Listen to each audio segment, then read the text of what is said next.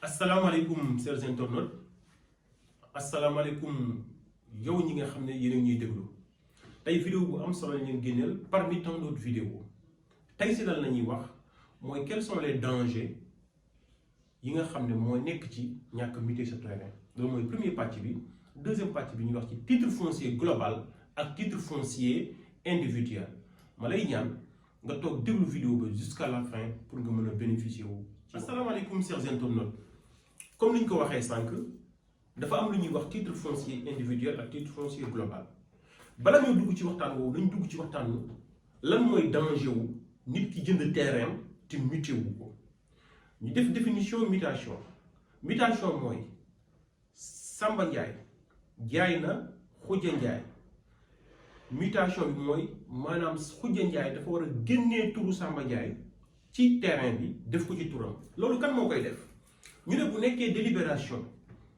boo jëndee terrain automatiquement da nga war a dem ca mairie ba ca commune bi nga xam ne moo yor gox boobu bu ko defee am na somme booy fay ñu defal la lu ñuy wax mutation maanaam dindi ko ci turu ki nga xam ne moo ko moomoon def ko ci sa tur loolu mooy mutation. léegi nag ñu ne mutation boobu bu ko nit ki deful parce que dafa am ñi nga xam ne dañuy jënd terrain tey waaye dañ naan naa ko bàyyi d'ici 1 mois pour def la mutation maanaam 1 mois pour yóbbu ko mairie dindi turam def ko ci turam loolu lan mooy danger bi mooy nit ki la ko jaay bu nekkee kee xam ne sérieuxwul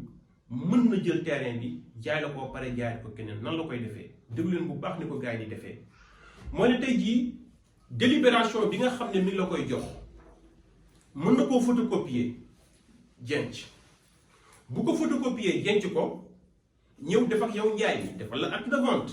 témoins yi taxaw ñu photocopie carte d'identité yi jour njaay ba passé mu enquête sa xaalisam dem yow nga jël say këyit téye moom lu muy def mën na jékki-jékki toogaat 2 jours après dem au niveau de la mairie dem na administration man kat sama délibération dafa réer waaye gencoon naa fi photocopie bu ko defee mairie bi dañuy ubbi registre bi xool les archives xool ne kat terrain bi Ablaye Ndiaye moo ci nekk effectivement ñu def seen i enquête xam ne terrain bi Ablaye Ndiaye moo ko may dañ koy defal beneen duplicata ndax dañuy xool registre bi est-ce que Ablaye Ndiaye mosu koo jaay keneen bu ñu xoolee ne kenn ñëwul def fa mutation Ablaye Ndiaye moom dañ koy jël defal ko original ba nga xam ne nekkaat na ci turam gis ngeen danger bi Ablaye Ndiaye moom mën na jël original boobu boole ko photocopie carte d'identité dem jaay ko keneen kon donc loolu pour jëm koo ñàkk pour jëm ko protéger mooy boo jaayee lu la jaay rek dawal gaaw nga def mutation automatiquement au niveau de la mairie loolu mooy li nga xam ne mu la ci mën a dimbali. beneen bi mooy pour ñàkk sa terrain waxoon nañ ko fi mooy boo la yàlla dimbalee nga jënd terrain demal nga def ce qu'on appelle la mise en valeur d'ailleurs sax mairie bi dañ leen koy faral di wax. naan la boo toogee 2 mois avec les actes administratifs 2 ans bu njëkk ba 2 ans la woon mais léegi c'est 1 an boo jëndee terrain automatiquement ce que tu dois faire mooy demal au niveau de la mairie boo ko defee mairie ba pare mooy demal nga def fa pen mooy lan pen la ongleté ko pen la fondement pen la ba ci garab sax pen la kon donc loolu nga war a njëkk a def man damay conseil nit bu jëndee terrain ba pare na dem yëkkati clôture wala boog mu def ko fondation mooy li nga xam ne moo miir bu mag tëj ko bu dul ko port tëj ko bu ko defee bind ci nag terrain à ne pas vendre wala boog mu àll ko nit kee xam ne dafay dëkk wala boog mu am lu mu fay def poulailler wala dara bu ko defee keneen buy ñëw naan da koy jaay dina fekk ay nit wala boog dina gis ne kat man li may jaay c'est pas à vendre kon li mooy ñaar yi nga xam ne mën na ñàkk sa terrain yow may déglu premièrement boo jëndee dawal nga muté deuxièmement mooy fexeel ba def fa mise en valeur clôture barbelé teen yu yëpp nga def ko bu ko defee yow ci door tranquille terrain boobu kenn du ko mën a jaay li mooy premier point bi nga xam ne dañ ne woon nañ ci waxtaan ak yéen gën nañ def vidéo deuxième point bi mooy titre foncier global ak titre foncier individuel waxoon nañ fi ci waxtaan yi ne leen suufu Sénégal dañ ko xaaj mais dañuy gàttal rek bañ vidéo bi gudd mais li ñu ci gën a intéressé waxoon nañ ci ay vidéo yooyu mooy ce qu'on appelle les terrains non immatriculés mooy terrain yi nga xam ne domaine national lan mooy domaine national mooy man maa ko moom yow ak keneen loolu mooy terrain domaine national léegi domaine national boobu nit ki bu ko jëndee maanaam dina xam fu muy jaar moo fi ñuy wax loolu c'est différent ci titre foncier c'est inaliénable mooy man Momar Mbaye am naa titre foncier maa ko moom si inna lay nam kenn mënu koo foqati ça veut dire que ne mën naa koo jaay mën naa koo tege banque mën naa koo maye kon donc lii mooy titre foncier bu la bàyyi. donc ñu ne léegi ñaari titre foncier yi la mooy seen différence ñu titre foncier global ci la ñuy génnee am mën nañ cee génnee titre foncier individuel. Titre foncier global am na jargon notaire yi ñu koy wax titre foncier maire wala titre foncier bu mag a mag bi donc loolu ci la ñuy génnee titre foncier individuel loolu mën na nekk. léegi li ñu ci gën a intéressé mooy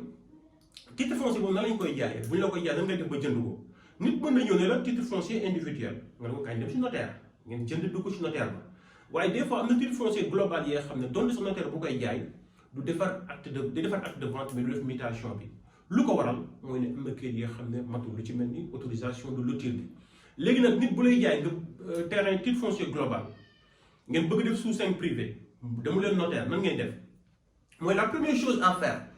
mooy ne bu la wanee terrain bi ne la numéro 4 la wax par exemple ba nga gis numéro 4 gis borne yi ba pare yow da ngaan ko jërëjëf bàyyi ba mu dem nga jaar sa ginnaaw jël sa géomètre personnel sa géomètre privé sa géomètre bu ñëwee day relever neen sa géomètre yow boo ñëwee nee ko wan ma terrain numéro 4 ci loo bi bul ko ne mu ngi nii mais nee ko géomètre wan ma terrain numéro 4 bu géomètre bi tombé ak la waa ji waxoon nga xam ne terrain boobu tu as 1000 sens que ne terrain bi dëgg la waaye bu géomètre bi tombeelul ak 4 bi fi la ko waa ji wanoon géomètre ne la 4 baa ngi nii en général méfie-toi arrière pour xoolaat li ngay jënd bu baax a baax donc loolu mooy waxoon naa fi ne vraiment ñu suivre sama vidéo yi xam nañ ko yaa si ne qu'on appelle une vérification physique et une vérification administrative loolu yëpp nag pour mucc ci balaa ngeen di jëndati de leen faites-vous accompagner par un professionnel yaa ngi fi mën nañ leen accompagner pour ngeen def njënd mu leer en tout cas cabinet MTM mi ngi fi ku ci soxla yu mel noonu bëgg a jënd wala jaay tabax et cetera cabinet baa ngi fi mu mel na ci gunge xanaa bañ a guddal vidéo bi rek di gërëm ñëpp leen wax ne 2022 bi ci kàttanu yàlla ñu leen di préparer ay vidéo yu am solo lii dañoo gëj a génn moo tax ñu ne la xaar ñu génn leen ak vidéo bi ak ay questions yi nga xam ne juddu na ci moo tax ñu ne xaar ñu defal leen ko di gërëm ñëpp di la ñaan nag nga abonné wu bës ci cloche bi bu ko defee nga jot notification yeneen vidéo yi di leen jaajëfal di leen wax ne lancé nañu benn tontine bi nga xam ne tontine terrain commencé nañu 75 000 ba ci 500 000 asalaamaaleykum wa rahmatullahi wa barakaatu.